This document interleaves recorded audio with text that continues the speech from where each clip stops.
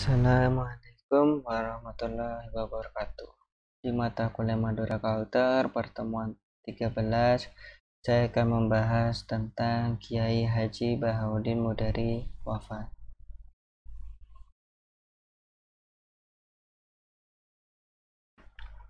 Sosok almarhum Kiai Haji Bahaudin Mudari 1920 sampai 1979. Tentu tidak asing bagi peminat studi perbandingan agama di Indonesia.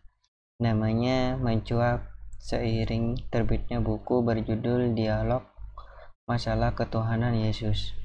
Hasil dialognya dengan Antonius Widuri, penganut Kristen Katolik Roma. Dialog seputar masalah ketuhanan Yesus ini direkam dan disaksikan oleh sejumlah pengurus Yayasan Pesantren Sumeneb.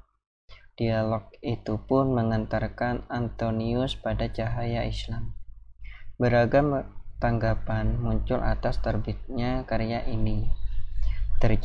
Terakhir, buku dialog itu diterbitkan ulang oleh Cambridge University Press, Inggris, dan juga diterjemahkan ke dalam bahasa Belanda. Buku ini diakui sebagai salah satu rujukan otoritatif dalam diskursi ilmiah terkait. Kiai Haji Bahaudin Mudari adalah pria kelahiran Sumeneb, Madura, 23 April 1920. Ia menguasai sejumlah bahasa asing, antara lain bahasa Arab, Jepang, Jerman, Prancis, dan Belanda. Penguasaan bahasa ini cukup membantu dalam mengakses berbagai versi Bible. Kekayaan bahasa inilah yang cukup menonjol mewarnai alur dialogis bukunya. Pilihan hidupnya adalah menjadi dai dan membaktikan ilmu pada bagi pendidikan masyarakat. Pada 1947, ia pernah menjadi komandan resimen Hizbullah. Tahun 1949 mendirikan Yayasan Pesantren di Sumeneb. Selanjutnya, pada 1954, ia menjabat sebagai Ketua Muhammadiyah Cabang Sumeneb.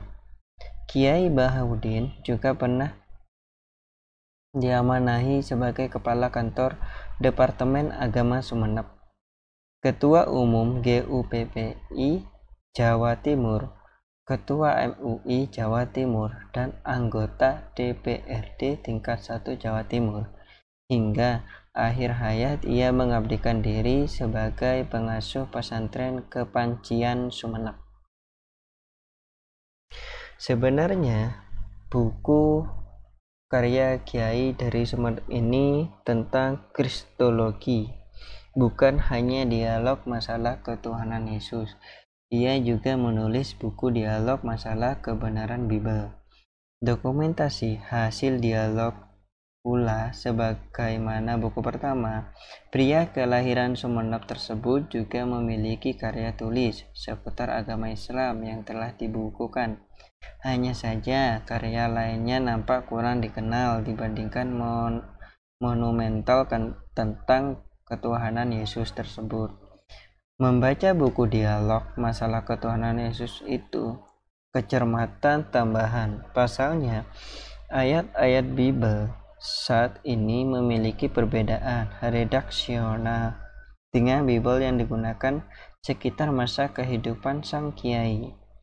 Almarhum menggunakan rujukan Bible terbitan semasa hidupnya, sementara Bible yang terbit saat ini telah mengalami berbagai proses editing bahasa. Perubahan itu juga berdampak pada substansi persoalan. Misalkan, Kiai Bahaudin Mudari menyebutkan bahwa dalam 2 Samuel 8:9 dan 10, nama Raja Hamat adalah Toi. Namun, dalam kitab 1 Tawarik 18:9, nama Raja Hamat adalah Tohu. Dalam Alkitab terbitan Lembaga Alkitab Indonesia atau LAI tahun 1968, kedua perbedaan nama Raja Hamat tersebut masih dapat ditemukan. Menurut Holy Bible King James Version, nama Raja Hamat dalam 2 Samuel 8, 9-10 adalah Toi. Sedangkan dalam 1 Tawarik 18:9 bernama Tou. Akan tetapi, Alkitab terbitan Lai tahun 2007, baik dalam 2 Samuel 8, 9-10 maupun 1 Tawarik 18:9, nama Raja Hamat adalah Tou. Nah, kontradiksi yang lain dapat ditemui dalam 2 Samuel 23:8 dan 1 Tawarik 11:11. Nah, jadi dalam 2 Samuel 23/8 Alkitab terbitan Lai tahun 1968 masih dapat dijumpai bunyi ayat berikut. Bermula maka inilah nama segala pahlawan Jang pada Daud, Josheb Basjebet bin Takemuni, kepala segala penghulu. Ia pun bergelar pentunjuk cuk dan penikam lembing, sebab ditikam ja akan 800 orang dalam sekali sajang perang. Informasi 2 Samuel 23/8 di atas berbeda dengan keterangan yang diberikan dalam 1 Tawarik 11:11 terbitan Lai tahun 1968 sebagai berikut. Maka inilah bilangan segala pahlawan Jang pada Daud itu. Jasobam bin Hakmoni, kepala orang 30, jak berlanjamkan lembingnya kepada orang 300 ditikam akan mereka itu sekalian dalam sekali berperang. Sementara itu King James Version yang menyebutkan rinciannya sebagai berikut.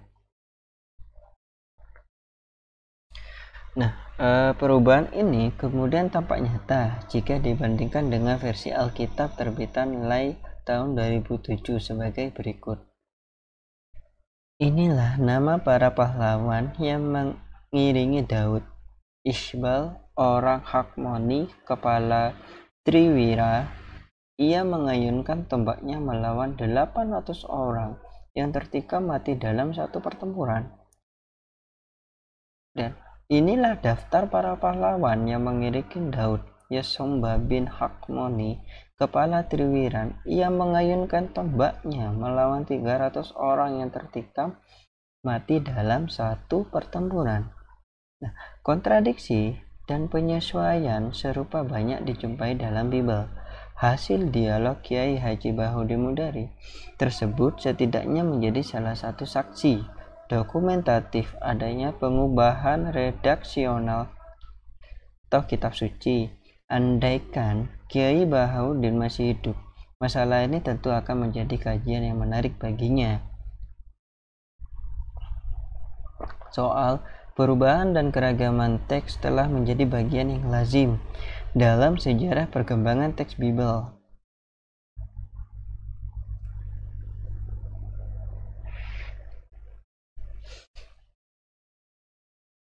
Oke, ini adalah pernyataan dari Brad and Erdmann, pakar New Testament University of Carolina, menulis, jadi meskipun telah terjadi perkembangan terhadap versi teks Bible yang menjadi rujukan Kiai Bahauddin saat dialognya, karena monumental dialog masalah ketuhanan Yesus ini tidak akan kehilangan semangat dan relevansinya. Karya ini telah memberikan sumbangan besar dalam studi kristologi di Indonesia, bahkan di dunia internasional. Lahir, hadir, dan berpulang meninggalkan buah pikir. Demikianlah Kiai Haji Bahauddin Mudari, sosok karismatik dan humoris ini wafat pada 4 Desember 1979 di Surabaya.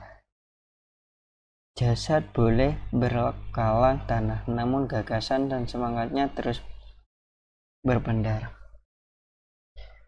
Oke, terima kasih banyak. Saya akhiri video kali ini. Assalamualaikum warahmatullahi wabarakatuh.